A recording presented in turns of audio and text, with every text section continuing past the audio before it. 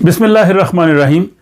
Sweden के दारुल-हुकूमत Stockholm से आरिफ महमूद कसाना का सलाम कबूल कीजिए। आज यहाँ स्वीडिश वज़ीर-ए-आज़म ने अपने ओहदे से मुस्तफ़ी होने का फ़ैसला किया है और अब स्वीडिश पार्लियामेंट के स्पीकर नए वज़ीर-ए-आज़म की नामज़दगी करेंगे। यहाँ जो सियासी बहरान है ये गुज़श्ता हफ़्ते उस वक्त शुरू हुआ था जब लेफ़्ट पार्टी ने हुकूमत की हमायत से हाथ खींच लिया था और फिर अदम एतमाद की करारदाद की सूरत में मौजूदा वज़ीर-ए-आज़म स्टीफन लोवीन के ख़िलाफ़ पार्लियामेंट ने यह फैसला दिया कि उनके ईवान की अक्सरियत का जो है वो एतमाद हासिल नहीं है। यहाँ स्वीडन का जो सियासी निज़ाम है ये थोड़ा सा पेचीदा है और नाजरीन की मालूमात के लिए मैं इस पूरी सूरत हाल को वो बयान करना चाहूँगा ताकि उनको स्वीडिश पॉलिटिकल सिस्टम के हवाले से भी थोड़ी आगाही हो जाए। और दूसरा ये जो प्रोसेस है ये कैसे चलेगा, नए वज़ीर-ए-आज़म का इंतखाब क्या होगा और आइंदा आने वाले दिनों में क्या हो सकता है, इम्कानी सूरत हाल भी आपके सामने मैं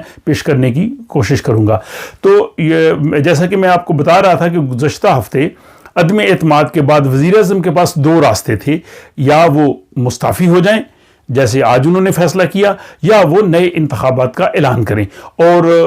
अदम एतमाद के बाद स्पीकर ने उनको एक हफ़्ते का वक्त दिया था। एक हफ़्ता उन्होंने सोच विचार के बाद अपनी जमात के अरकान के साथ मशवरा करने के बाद आज प्रेस कॉन्फ्रेंस में उन्होंने अपने मुस्तफ़ी होने का ऐलान किया और उन्होंने कहा कि स्वीडिश अवाम की अक्सरियत जो है वो नए इंतखाबात नहीं चाहती, क्योंकि अभी भी हम जो है वो कोरोना की सूरत हाल से किसी हद तक दो चार हैं और ख़दशा है कि अगस्त में कहीं फिर ये सूरत हाल ज़्यादा ख़राब ना हो जाए, क्योंकि पाबंदियाँ आहिस्ता आहिस्ता से उठ रही हैं। इसलिए उनका ये कहना था कि स्वीडिश अवाम और मुल्क के हक़ में मैंने ये बेहतरीन फ़ैसला किया है और हमारे फ़ैसले स्वीडन के लिए होंगे, हमारी अपनी जमात के लिए या अपनी ज़ात के लिए नहीं होंगे। और इसलिए क्योंकि जो अभी अगर इंतखाबात का वो ऐलान कर देते तो ये इंतखाबात ज़्यादा से ज़्यादा एक साल के लिए होते, क्योंकि अगले साल सितंबर में स्वीडन के आम इंतखाबात होने हैं। तो ये सिर्फ ज़िमनी इंतखाबात होते और इस पर ज़ाहिर मिलियंस ऑफ क्राउन का ख़र्च भी होता और आवाम में एक सियासी जो है वो बेचैनी भी होती। और इसलिए उन्होंने कहा कि मेरा जो है और मेरे रफ़्क़ा का ये फ़ैसला था और उन्होंने कहा कि ये मेरे लिए बहुत मुश्किल फ़ैसला था मुस्तफ़ी होने का। अब उन्होंने जो गेंद जो है वो उनकी स्पीकर की जानब फेंक दिया है। अब स्पीकर जो है वो नए वज़ीर-ए-आज़म की नामज़दगी करेंगे। यहाँ स्पीकर से भी आज सहाफ़ियों ने पूछा और वज़ीर-ए-आज़म से पूछा कि जब 2018 में इंतखाबात हुए थे और उस वक्त भी किसी भी जमात के पास अक्सरियत नहीं थी, सूरत हाल तो ज़ाहिर अब भी वही है, वही पार्लियामेंट है, तो उस वक्त के स्पीकर ने 134 दिन लगा दिए थे नए वज़ीर-ए-आज़म के इंतखाब के लिए। तो क्या अब की बार भी इतनी मुद्दत लगेगी, यानी 4 माह लग जाएंगे वज़ीर-ए-आज़म के इंतखाब होने में? तो स्पीकर ने कहा कि अब की बार वो इतनी जो है वो सुस्ती नहीं करेंगे, वो इस कोशिश करेंगे कि ये प्रोसेस जितनी जल्दी मुकम्मल हो सके। अब वो ये करेंगे कि सियासी जमातों से उन्होंने मशवरा शुरू कर दिया है। मशवरा करने के बाद स्पीकर जो आंद्रियास नोरलेन है वो जिसे समझेंगे कि पार्लियामेंट में जिस जमात को या जिस ब्लॉक को एतमाद मिल सकता है उसे वो वज़ीर-ए-आज़म नामज़द करेंगे और वो नामज़द वज़ीर-ए-आज़म स्वीडिश पार्लियामेंट रिक्सदाग से एतमाद का वोट लेगा। अगर तो एतमाद का वोट उसको मिल जाता है, 175 अरकान 175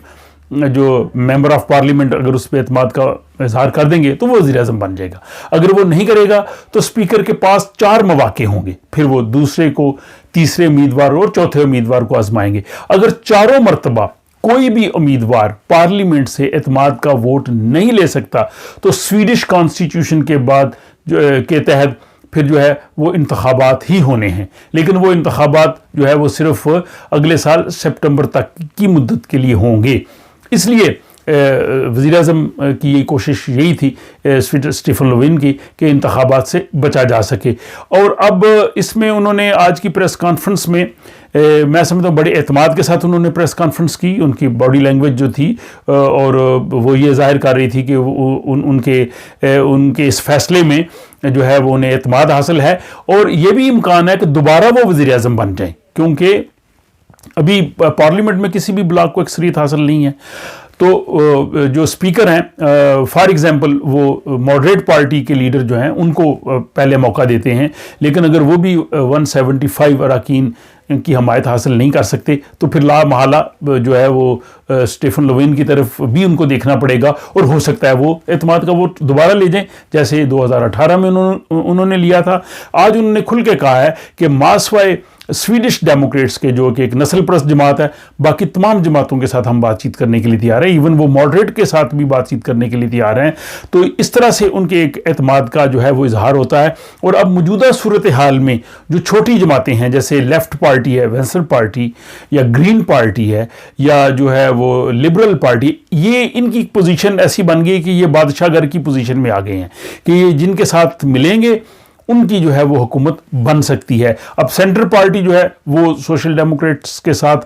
جانے کا انہوں نے عندیہ دیا ہے، اور لیفٹ پارٹی نے بھی دیا ہے، لیکن اس کے باوجود ان کے 175 ووٹ نہیں بنتے، ان کو لبرلز کی حمایت لینا پڑے گی، لیکن لبرلز جو ہیں وہ ماڈریٹ کی طرف جا رہے ہیں۔ تو یہ ایک بڑی ہی کمپلیکس سی صورتحال ہے، کسی بلاک کے پاس بھی اکثریت نہیں ہے، اور اصل میں جو بادشاہ گھر کی پوزیشن ہے وہ سویڈش ڈیموکریٹس کے پاس ہے۔ لیکن سویڈش ڈیموکریٹس کے جو چونکہ وہ ایک نسل پرست جماعت ہے، سویریس ڈیموکراترنا، ان کے ساتھ کوئی جانے کے لیے تیار نہیں ہے، تو اس لیے یہ ایک صورتحال پیدا ہوئی ہے۔ اور آج اسٹیفن لوین نے جہاں دیگر جماعتوں کے ساتھ جو ہے وہ اعتماد کی بات بھی کی ہے، تعاون کی بات بھی کی ہے، وہاں انہوں نے یہ کھل کے کہا ہے کہ ہم جو ہے وہ سویڈش ڈیموکریٹس کے ساتھ نہیں جائیں گے، بلکہ انہوں نے ماڈریٹ پارٹی کو بھی یاد دلایا ہے کہ آپ ہی تھے جنہوں نے 2018 میں کہا تھا کہ ہم نے سویڈش ڈیموکریٹس کے ساتھ نہیں جانا، تو یہ آپ بات ذہن نشین رکھیں، اب بھی آپ کو نہیں جانا چاہیے۔ اور ساتھ ہی انہوں نے وینسر پارٹی پہ بھی جو ہے وہ ایک انداز سے تنقید کی کہ اس بحران میں کو پیدا کرنے میں ان کا کردار ہے، اور لبرل پارٹی کو بھی کہا کہ وہ جنوری کے معاہدے سے ہٹ رہے ہیں، لیکن ساتھ ہی انہوں نے مطلب اس حد تک تنقید نہیں کی کہ جو ان کے لیے دوبارہ ان کے تعاون کی راہ میں رکاوٹ ہو۔ تو اس طرح سے انہوں نے ایک بڑے ہی منجھے انداز میں جو ہے وہ مخالف جماعتوں پہ تنقید بھی کی، اور ان کو وہ ان کی لیمیٹیشنز بھی یاد کرائیں، اور ساتھ ہی انہوں نے اپنے دستے تعاون جو ہے اس کا بھی یقین دلایا۔ تو اب یہ دیکھتے ہیں کہ یہ ساری جو صورتحال ہے، یہ اونٹ جو ہے وہ کس کروٹ بیٹھتا ہے۔ اب یہ سویڈش پارلیمنٹ کے جو اسپیکر ہیں، یہ ساری ان پہ ذمہ داری آ گئی ہے، اور ان کا تعلق اگرچہ ماڈریٹ پارٹی سے ہے، لیکن انہوں نے اپنے آپ کو غیر جانبدارانہ حیثیت سے رکھا ہے۔ اور یہاں میں یہ سمجھتا ہوں کہ سویڈش پارلیمنٹ نے پچھلے ہفتے جو عدم اعتماد کی قرارداد پیش کی، اور اس کے بعد اب تک جو صورتحال ہے، یہ اس سسٹم کی میچورٹی کا، سنجیدگی کا، اور یہاں کی سیاسی جماعتوں جو ہیں ان کی تربیت کا اظہار ہوتا ہے کہ کسی قسم کے رقیق حملے نہیں ہوئے، کوئی ذاتیات تک نہیں پہنچے، اور جماعتیں جو ہیں ان کا مقصد صرف اقتدار میں آنا نہیں ہے، بلکہ وہ اپنے نظریات پہ کھڑی ہیں کہ کون کس نظریے کے ساتھ چلتا ہے۔ اگر جو پارٹی بھی حکومت کا اعتماد حاصل کر لے گی، لیکن ان کو بجٹ پاس کرانا پھر مشکل ہو جائے گا۔ تو یہ ایک سال بہت ہی مشکل ہے۔ یہ سال اگر گزر جائے گا تو اگلے سال انتخابات جب ہوں گے سپٹمبر میں، تو ہو سکتا ہے رائے دہندگان جو ہیں وہ اس چیز کو ذہن میں رکھیں کہ سویڈش پارلیمنٹ میں جو بڑی 2-3 جماعتیں ان کے پاس کم از کم اکثریت ہونی چاہیے، تاکہ ان کو اقتدار سازی کے لیے، حکومت سازی کے لیے جو ہے وہ دوسروں کا مرہون منت نہ ہونا پڑے۔ تو یہ یہاں کی صورتحال ہے۔ اس حوالے سے آنے والے دنوں میں مزید جو تازہ ترین صورتحال ہوگی، اپڈیٹس ہوں گے، وہ میں آپ کے سامنے پیش کروں گا۔ اپنی رائے کا ضرور اظہار کیجیے، اور اگر آپ کو یہ پسند آئے تو اپنے احباب سے اس کو شیئر بھی کیجیے۔ آپ کا بہت شکریہ۔